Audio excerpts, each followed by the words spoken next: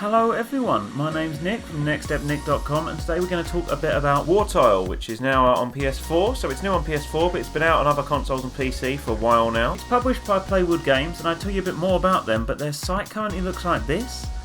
If you are going to bring out a game, guys, try and work on the site a little bit beforehand. People are going to go there, especially if you're giving out review codes, which this is. It's been given to me, so thank you very much for that. Partially published as well by Deck 17, the guys behind The Surge, so that was kind of interesting.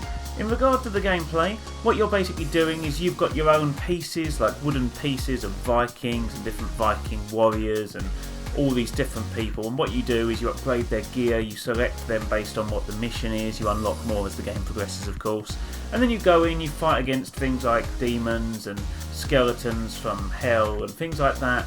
It's really interesting. You've got this whole upgrading the gear mechanic as well. It's pretty standard. You find items at the end of missions, you find different skills and abilities as well as the game progresses, and you can kind of choose how your characters progress to a certain extent.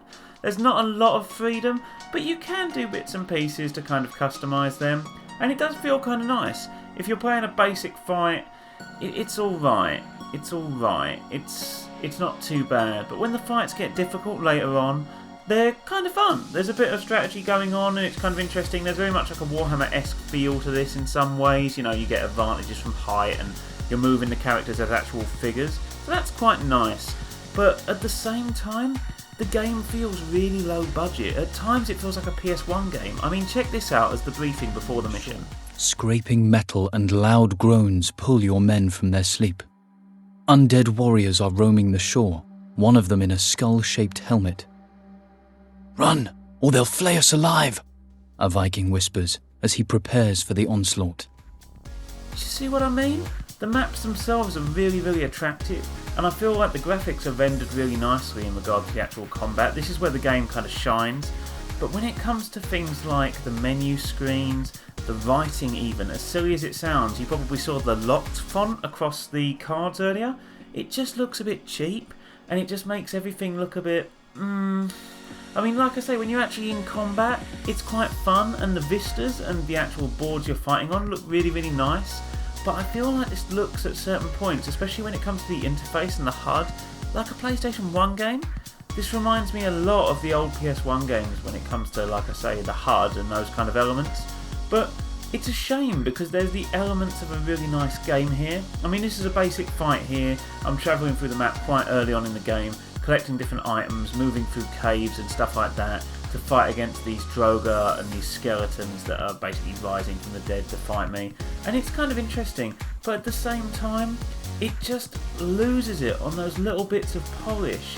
I mean, even when it comes to stuff like the end of the mission, the enemies you've killed drop down, and it's very reminiscent of like the Crash Bandicoot games. You know, at the end where you don't break all the barrels and they fall on Crash's head? This is how they show how many enemies you've killed. And it's just like, yeah, you know, they're clipping through each other and, you know, the actual them shattering looks quite nice, but it just doesn't really look that great, I'm afraid. It looks like there's not a lot of polish going into those little elements other than the combat and the movement. I mean, even the scenes between missions, you've got this beautiful vista, and then this is how they tell you about the story. It's just three figures standing statically still on bases, whilst the same voice actor, it's the same guy as earlier, just reads everything out, and it's just the same kind of stuff. He does a good job in regard to his voice acting. He does a really good job, actually. There's a lot of emotive feeling in his voice, but at the same time, if you've got one person doing everything, it's kind of hard to really feel like there's much impact going on there, and it does seem a little bit bargain basement in that regard. Also, you know, it's a Viking game, and there's not anyone who sounds very Viking, to be honest, as silly as it sounds. I know that's a small issue, but at the same time, it just pulls you out a little bit. Here you'll see me playing like the Halloween special mission pack, because there are a couple of special events on here, and they were fun. They were fun. When it gets complicated, like here where you've got huge swathes of enemies, it's difficult and it's fun, but it really maximises on that tactic style gameplay, and I feel like there's something really cool here. There's a lot here that could really grow into something great, but it needs quite a lot of editing and modifying, and it needs that polish. It needs that polish to go from something that's okay to something that's really truly great. But at the moment, Wartile's okay, it's not too bad. I wouldn't say rush out and get it, but at the same time, it's not that bad. I would just say work on polishing it a little bit.